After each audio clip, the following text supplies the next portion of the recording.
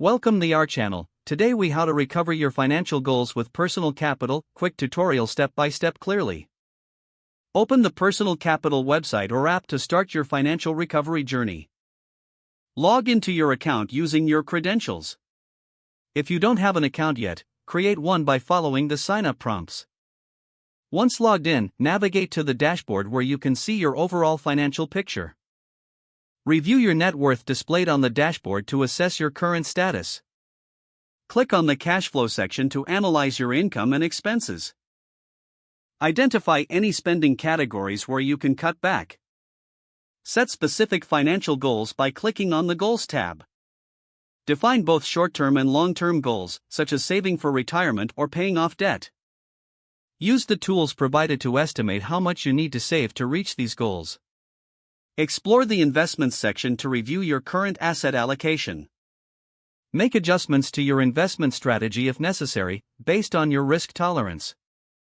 Utilize the Retirement Planner tool to forecast your retirement savings.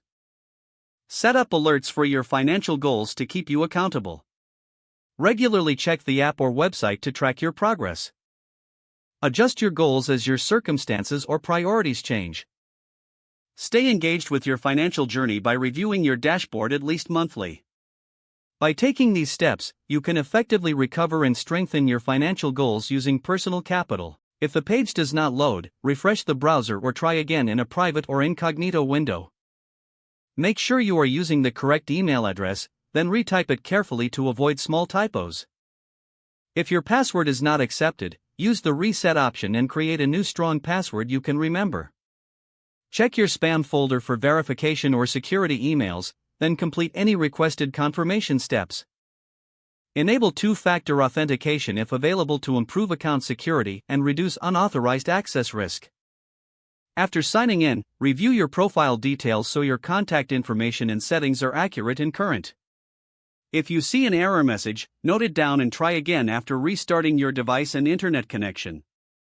Log out when you finish, especially on shared devices, to keep your account and payment information secure.